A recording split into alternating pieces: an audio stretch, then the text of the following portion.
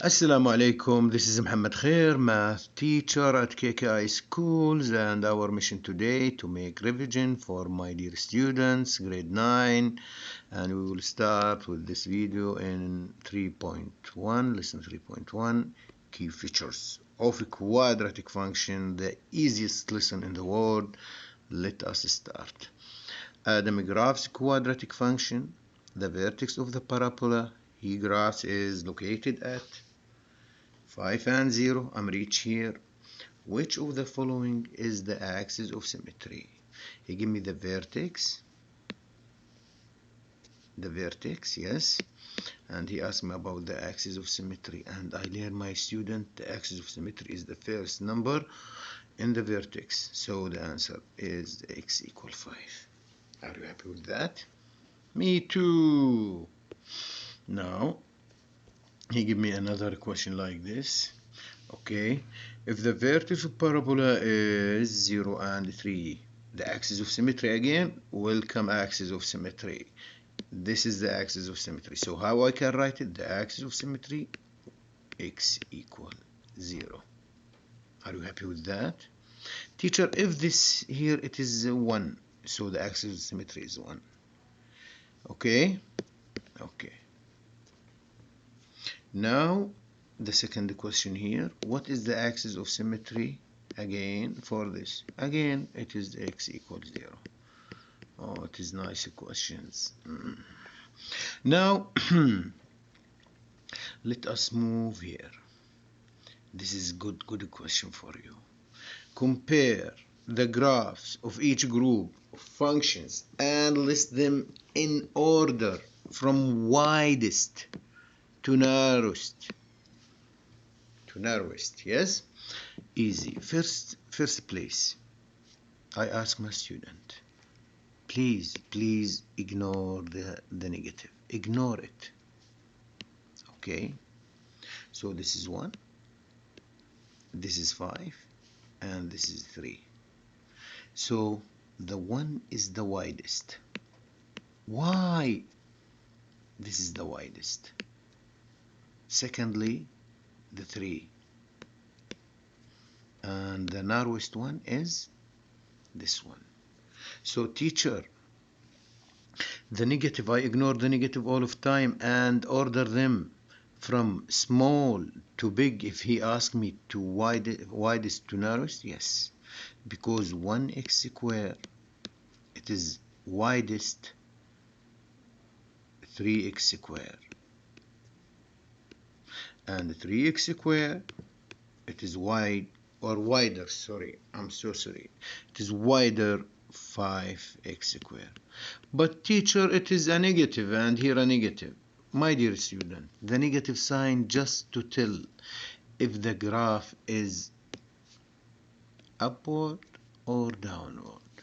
The narrow or the wide, it just you compare by the coefficient after you ignore the negative sign. See, I ignore the sign here. Ignore it,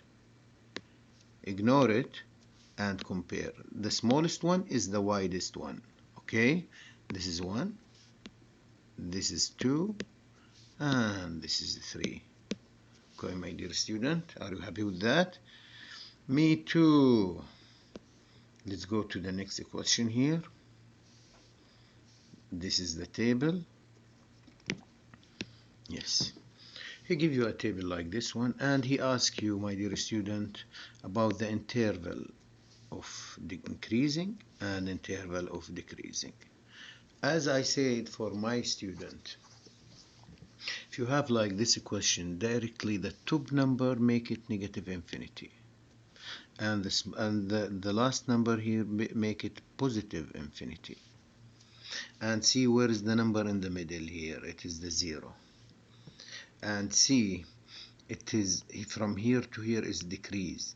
So you write from negative infinity to 0, it is, yes, decrease. What I said before, increase, no, it is decrease, it is go down.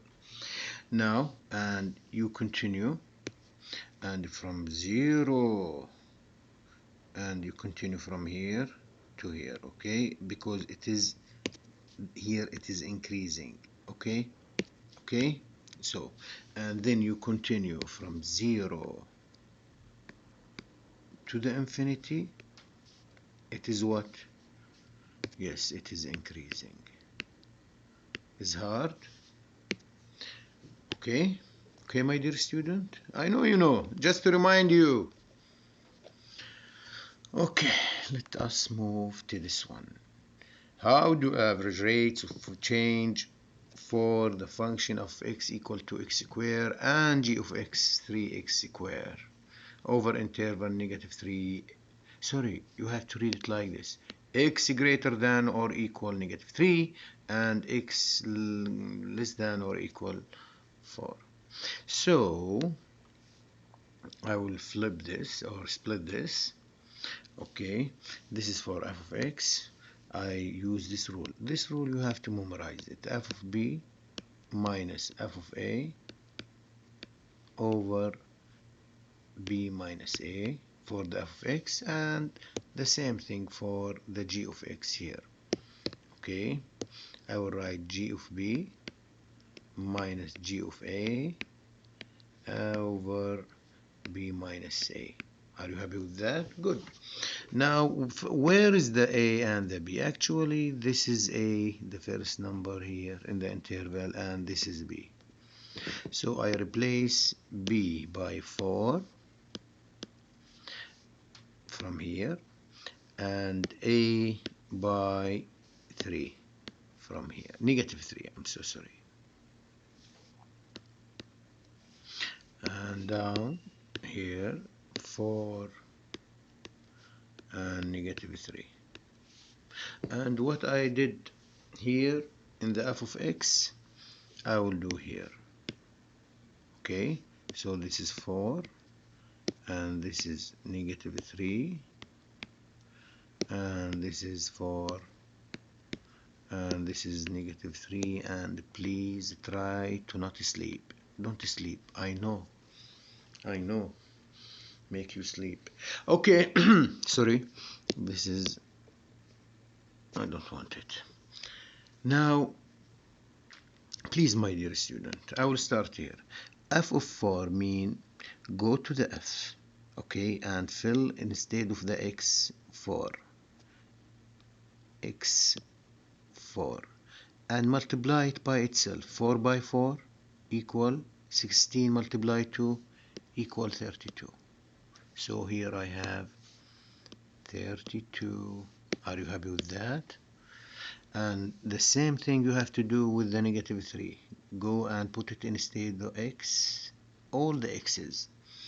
Okay, if you put it instead of the x, you have to raise it to the power 2. That's mean -3 multiply -3 equal 9. 9 by 2 equal 18. Yes, correct me if I did any mistake. It is 18. And what's about here? Here I have double negative, follow each other without any number between them. I will make them positive. Okay, are you happy with that? Okay, good.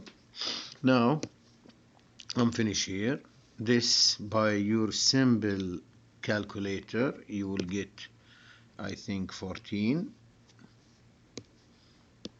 and here down I will get 7, and then I will get 2.